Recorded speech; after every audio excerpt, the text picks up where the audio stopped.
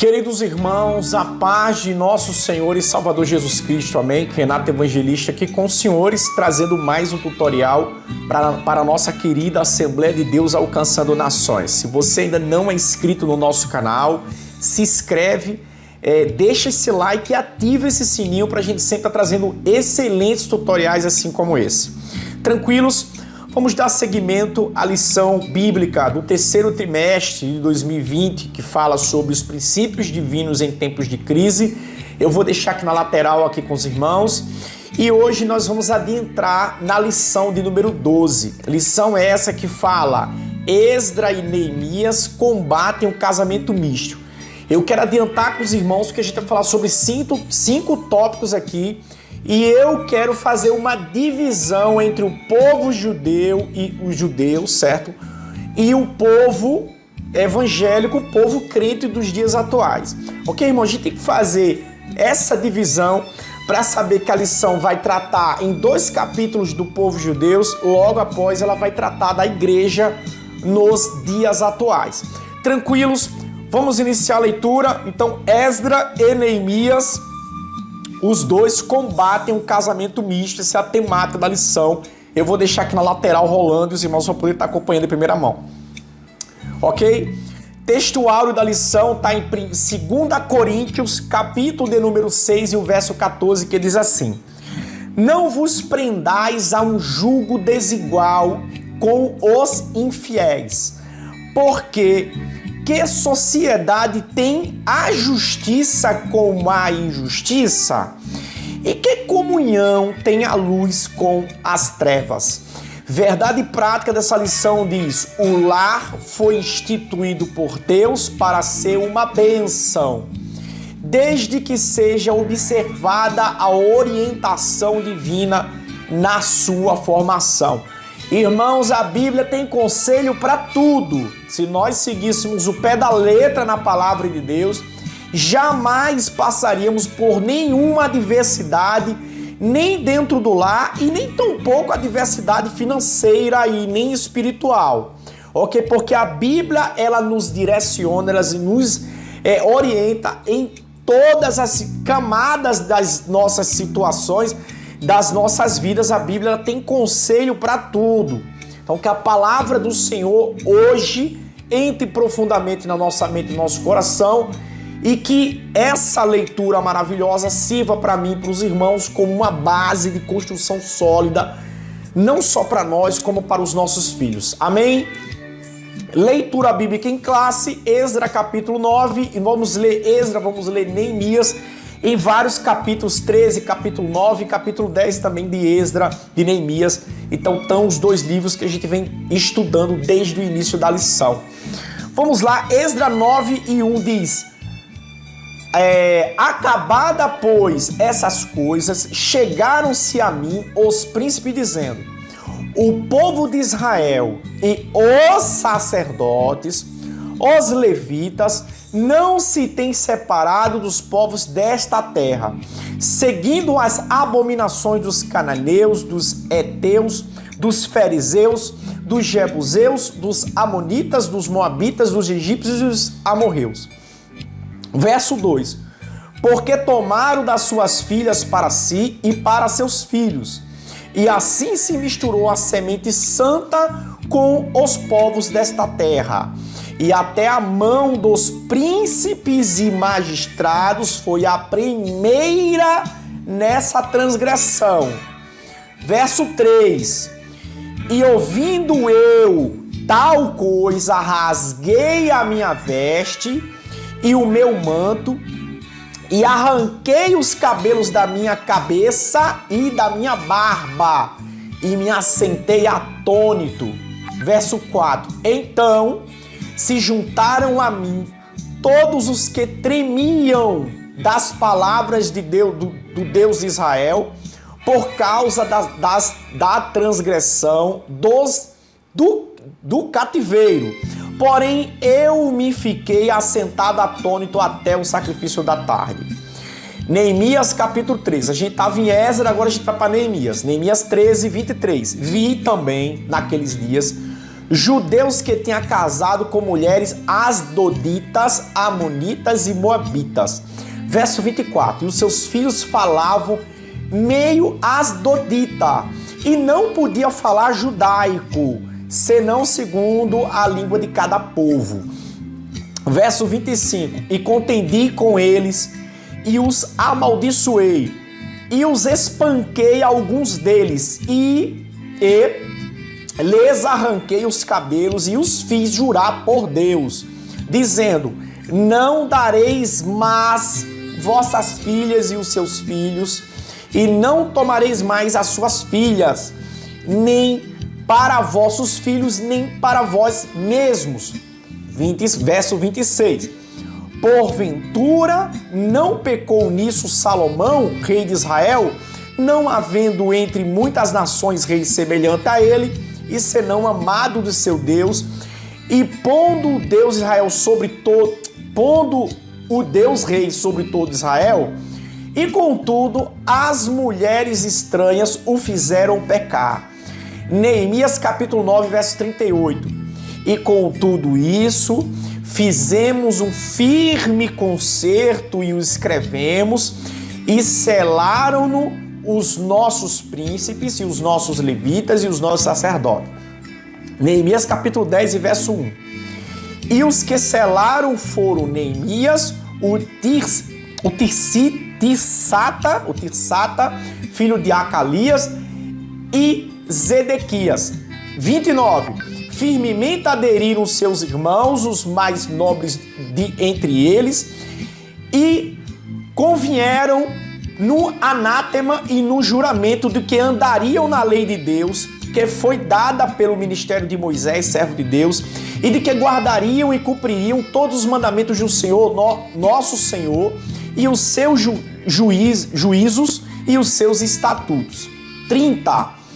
E que não daríamos as nossas filhas aos povos da terra, nem tomaríamos as filhas dele para os nossos filhos.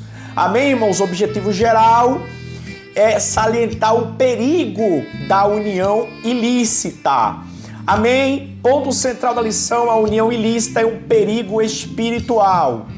Então vamos lá, vamos começar, são 5 tópicos. O primeiro tópico a gente vai falar sobre o que houve mais destrinchado da leitura que a gente fez do texto em Esdras e Neemias, dessa mistura entre os judeus. Vamos fazer um apanhado, gente, lá daquela época de Neemias e Esdras. Lembrando que isso aqui é Velho Testamento, tá? A gente tem que analisar o contexto daquela época. A gente com o 1 e o 2, ok? Do terceiro para cá a gente vai falar sobre a igreja nos dias atuais, certo? A gente vai tomar o texto lá do passado, os irmãos entendam a interpretação para a gente não puxar lá do antigo para os nossos dias atuais. O nosso contexto, ele é um pouco diferente, tá? Um pouco diferente do contexto anterior, até porque naquela época os homens, eles podiam ter vários casamentos, né? Hoje em dia não se pode, ok? Com o Novo Testamento, o Evangelho de Jesus Cristo, ele trouxe boas novas e que um homem iniciaria sua mulher e ambos seriam uma carne só. Então, até dentro da legislação do Brasil, onde nós estamos inseridos, não é permitido mais de um casamento, tá? Aí chama de monogamia, né? A gente permitindo a monogamia, que é monogamia, que é um casamento só, e não a poligamia, que é você ter vários casamentos, certo? Não é permitido no Brasil. Por que eu estou falando isso? Porque naquela época do Antigo Testamento, o rei Davi teve várias mulheres, rei Salomão, 700 mulheres e 300 concubinas, e entre outros que eu poderia citar aqui. Até o próprio Israel, o próprio Jacó teve 4 mulheres, ok? 4 mulheres, e naquela época era comum, né, o homem ter várias mulheres, com exceção de Isaac, que teve só sua Rebeca. Tranquilos? Mas hoje, nos dias atuais, o contexto é outro, então não vamos fazer uma interpretação ao pé da letra do Antigo Testamento para o Novo Testamento, que os dias atuais que a gente vive, que são dias diferente, ok? Do contexto daquela época. Amém, irmãos? Vamos iniciar. Introdução dessa lição, a gente vai ver o aparato enérgico como Esdras e Neemias tomaram ali ação para solucionar esse problema à luz da palavra. E era lei de Deus escrita em Êxodo, no livro do próprio Deuteronômio, capítulo 7, verso 3 e 4, era proibido. Havia uma determinação lá da lei de Moisés, que era proibido os judeus ele casar com povos da terra, tá? Ele não podia fazer casamentos mistos. Por quê? Era um perigo e a gente vai ver isso, o porquê, no tópico de número 2. Amém, irmãos? Então, a introdução fala desse aparato enérgico de Esdras que ele tomou junto com Neemias e as medidas que foram tomadas. Logo o povo começou a reconhecer, principalmente Esdras, que ficou atônito, até os cabelos da cabeça e a barba ele arrancou, sentou na praça e ficou atônito. Atônito é aquele cara que fica apagado, né? Tipo, tem um susto muito grande, muito forte, um abalo muito forte, e a pessoa fica ali sem nenhuma movimentação até que a ficha começou a cair, lá no cair da tarde, quando veio o sacrifício da tarde. O próprio povo sentiu, né, o abalo de Esdras, ao ponto de o povo chegar até ele na praça e dizer: Esdras, a gente pecou, a gente vai fazer o conserto, nos instrua, nos oriente, e isso é que a gente vai ver agora. Amém? Ponto 1 diz: Esdras e Neemias combateram o perigo do casamento misto. Então, o ponto 1 diz: a ira e a reação de Esdras.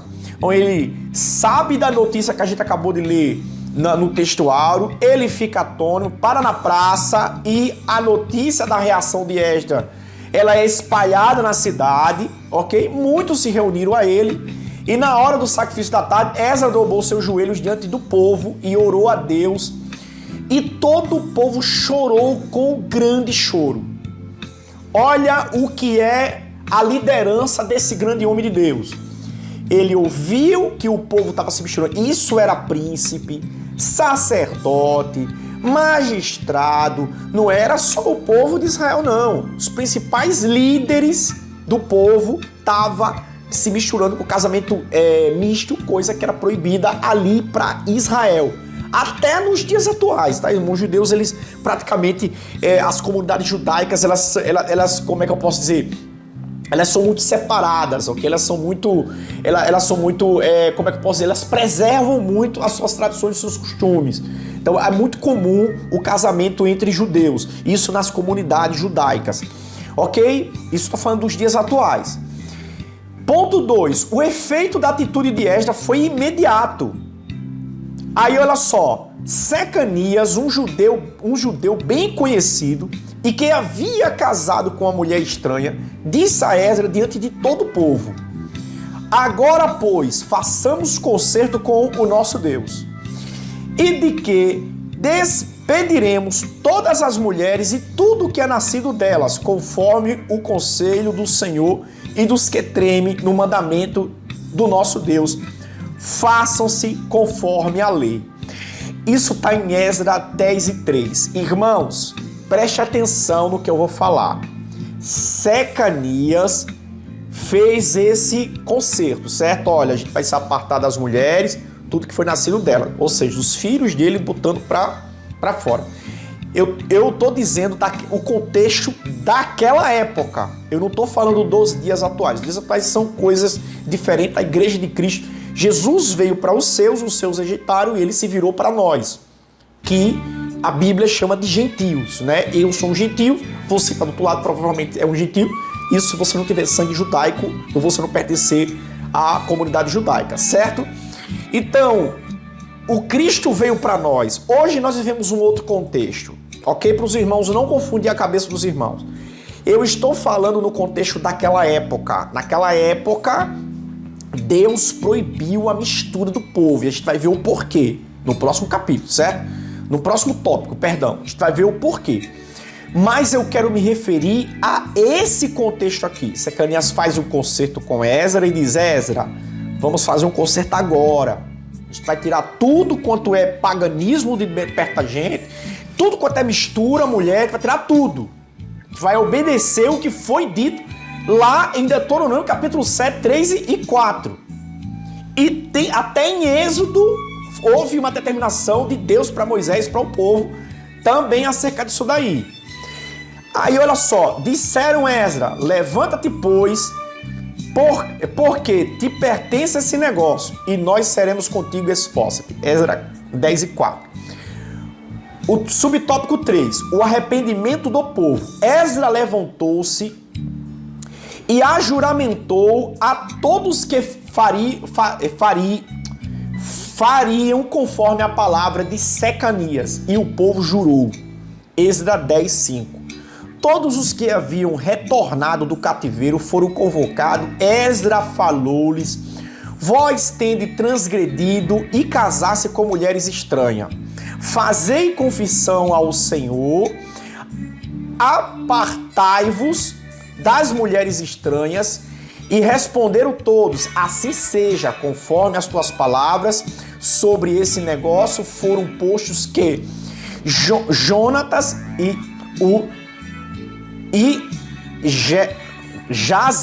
Jazeias, auxiliados por 2 levitas, e eles receberam a incumbência de supervisionar o encerramento definitivo dessa união proibida pela lei de Deus. Isso tá, Esdras 10, 15 e 16.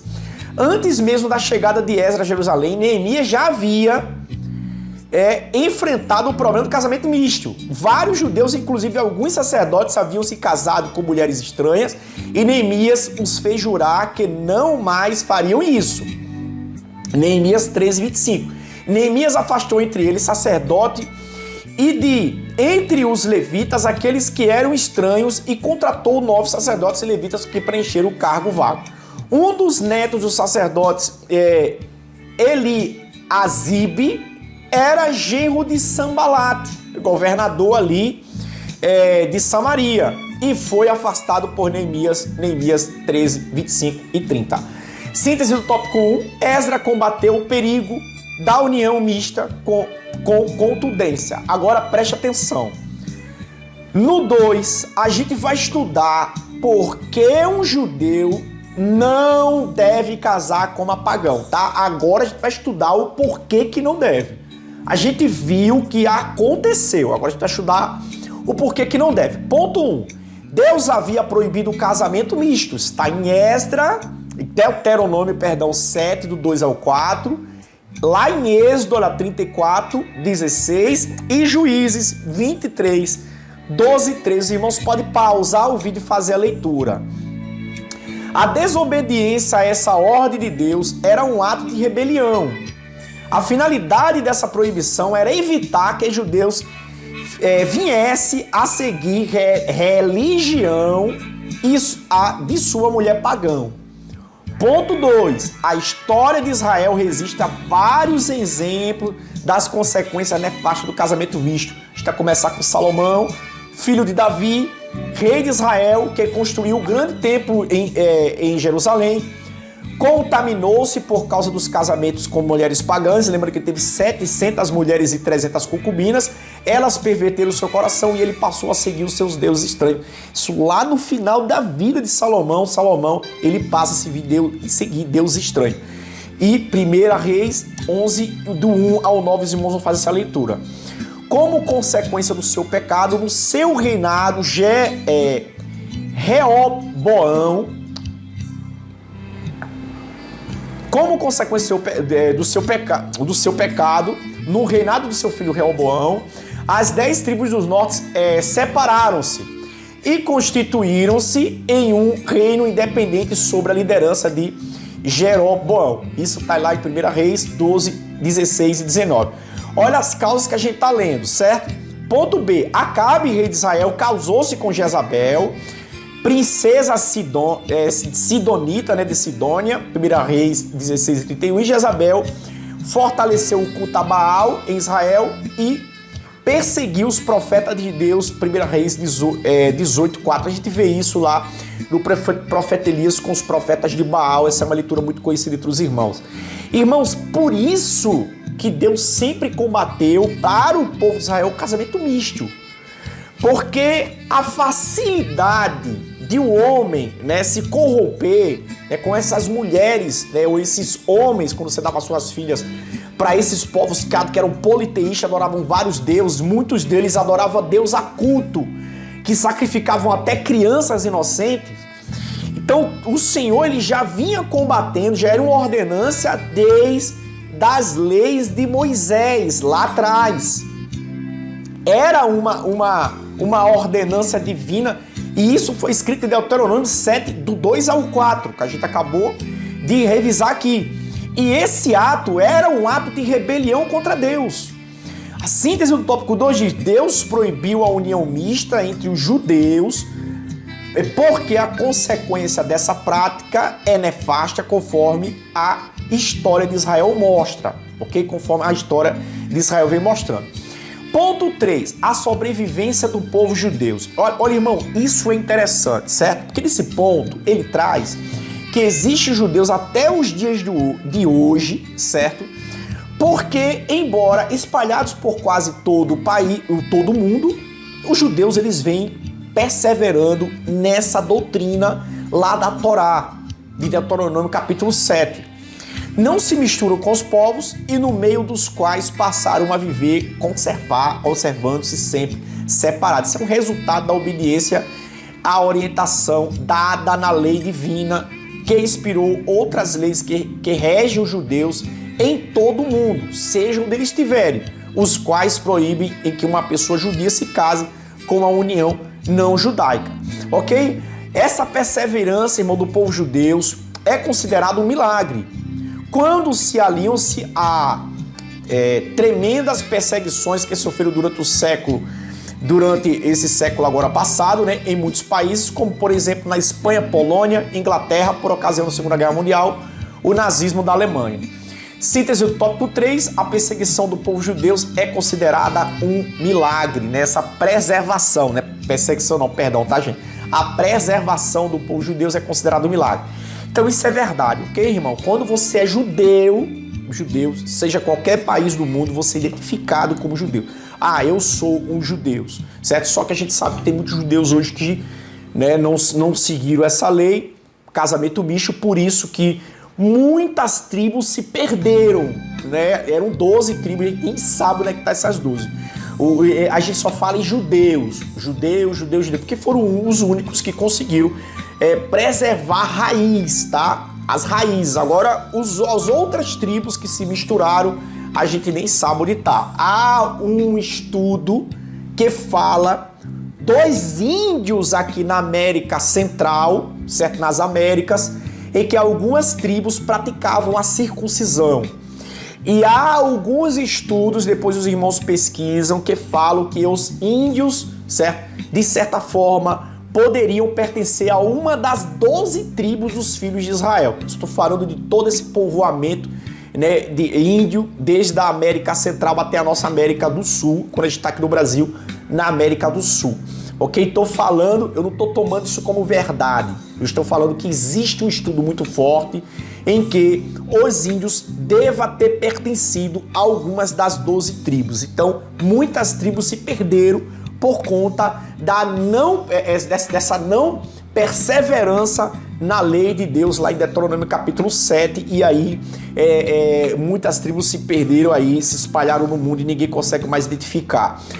Mas a tribo de Judá, né, os judeus, eles têm se preservado muito, né, e as comunidades têm feito essa obediência que está lá em Deuteronômio capítulo 7, do 2 ao 4.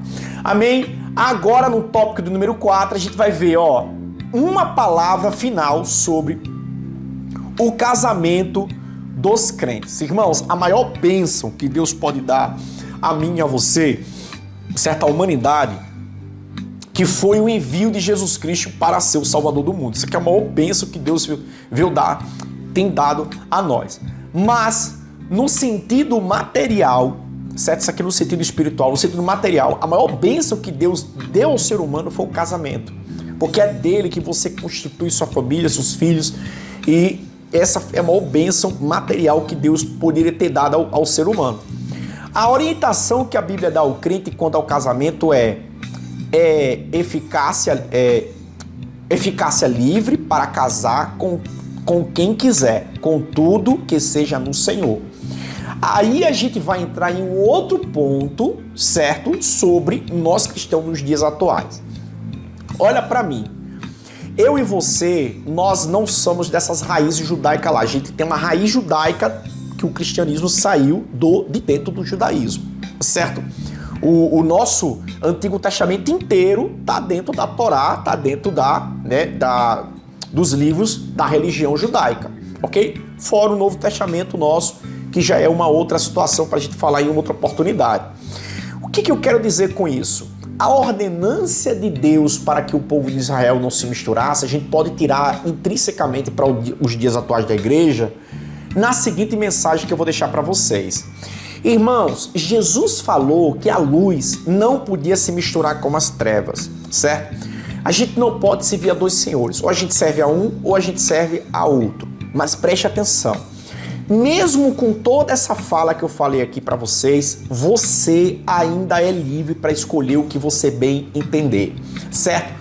Uma coisa é você ser criado dentro do evangelho e outra coisa é você estar no mundo, né, com outra fé, e você vir para o evangelho e receber o Senhor Salvador Jesus Cristo como o único Senhor Salvador da sua vida, como diz Paulo, crê no Senhor Jesus Cristo será salvo tu e tua casa, e a partir daquele momento você seguir sua vida com Cristo. Então são duas coisas diferentes aqui. Aquela pessoa que nasce no evangelho, aquela pessoa que poderia ter nascido no evangelho, mas está afastado, está no mundo, né, como a gente chama nós crentes, ou a pessoa que está lá e se converte e vem para dentro da igreja. São dois contextos aqui também dentro do nosso meio cristão diferentes, certo?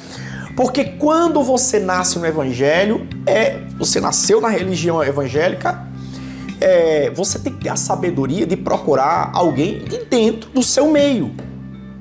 Quando você é católico, você vai procurar alguém dentro do meio do catolicismo. Se você é um espírita, você vai procurar dentro do meio do espírita. Se você é um evangélico, você vai procurar alguém de dentro do meio evangélico. Se é ateu, procure alguém que tenha a mesma definição que você. Por quê? Porque a Bíblia fala de julgo desigual. Aí isso está falando da temática do textuário da nossa lição. O julgo desigual, ele pode estragar um casamento.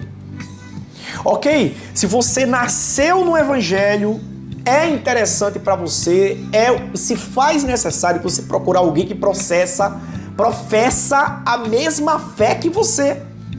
E não é só professar a mesma fé, você tem que ver as qualidades também dessa pessoa. Pessoa trabalhadora, se a pessoa é obediente a pai e mãe, tem outros contextos que eu não quero aqui entrar. Mas se você veio do mundo, não é, para dentro da igreja, você é crente, estou falando você mulher, crente, seu marido não é evangélico, e esse contexto aqui, ele não está aqui para desmoralizar você, pelo contrário, ele está para ensinar que você, mamãe, você, papai, mesmo que o seu esposo ou sua esposa não esteja professando a mesma fé que você, mas você pode orientar o seu filho no caminho do Senhor, crescer ele dentro da casa de Deus e dar-lhe instruções assim como essa que eu estou falando aqui para vocês. Porque, olha a síntese do tópico 4, o casamento é uma união total entre homem e mulher. Mas o casamento, meus irmãos, para ele ser uma bênção, a gente tem que fugir do que a gente chama de julgo desigual. Renato, o que é julgo desigual? É exatamente nesse contexto que eu estou falando. Pessoas que processam férias diferentes. Quando você vem de fora do mundo para dentro do evangelho e você constitui uma vida lá fora, é diferente. Mas se você já está dentro da igreja e você quer arrumar um casamento lá fora, isso é julgo desigual. Isso pode acarretar um problema. Não é que Deus vai te rejeitar, não é que o Senhor vai pesar a sua mão sobre você. Pelo contrário, o Senhor vai te amar do mesmo jeito, se você nunca o abandoná-lo, certo? Porém, Tem gente que vai arrumar o que a gente chama de sarna para se coçar lá fora. Porque a conjunção sexual material, irmãos, ela é uma coisa e a conjunção espiritual é outra. Tem gente que está preocupado com o material, mas esquece o espiritual. São duas coisas que são excelentes, são importantes. Crescer na graça e crescer no conhecimento. As duas coisas têm que estar pareadas. É o espiritual e o material. Amém? O tópico de número 5 diz, espera em Deus. Findamos um estudo sobre o casamento misto, onde a palavra de Deus é muito clara nesse apelo. Espera em Deus. Se você está solteiro, se você está querendo um cônjuge, espere em Deus, a palavra do Senhor está aqui. Se você veio do mundo e o seu esposo, a sua esposa está no mundo, não quer professar a mesma fé que você, espera em Deus. Espera em Deus. Olha a síntese do top 4. Ouça esse bom conselho, espera em Deus. Crê no Senhor Jesus Cristo, será salvo tu e tua casa. Eu estou fazendo essa distinção porque eu sei que no meio do povo de Deus existe todo tipo de pessoa que nasceu no Evangelho, pessoa que nasceu e está até hoje na casa do Senhor, pessoa que nasceu e se afastou e voltou, e pessoa que, como é o meu caso, eu nasci no Evangelho, me afastei e voltei. E voltei casado. Amém? E estou dentro da casa do Senhor junto com a minha esposa e criando os meus filhos dentro da casa do Senhor, para a minha felicidade. E existem pessoas que nunca conheceram o Evangelho, que agora conhecem o Evangelho, está na igreja, veio com a sua esposa, ou está na igreja, sua esposa ainda continua processando um outro tipo de fé, ou seu esposo. Existe essa situação. Mas esta lição, ela serve de aprendizado para mim e serve de aprendizado para vocês que estão aí do outro lado. Amém? Um abraço no coração de vocês, fiquem todos com Deus, que a sabedoria divina do alto venha sobre nós, venha sobre mim, venha sobre vocês, que nós possamos ter sabedoria na hora de criarmos os nossos filhos e na hora de orientarmos os nossos filhos acerca da palavra do Senhor. Um abraço, muito obrigado, não esqueça de se inscrever no nosso canal, não esqueça de deixar like, ative esse sininho para receber novas notificações e se os irmãos não estão recebendo, se desinscreve do canal, inscreve novamente, que eu tenho certeza que os irmãos vão receber a notificação. O YouTube ele está fazendo isso, vai ou não vai, ele manda notificação, ele não manda, mas se os irmãos fizerem esse procedimento, os irmãos vão receber em primeira mão. Amém? Um abraço, fui, muito obrigado e até o próximo tutorial.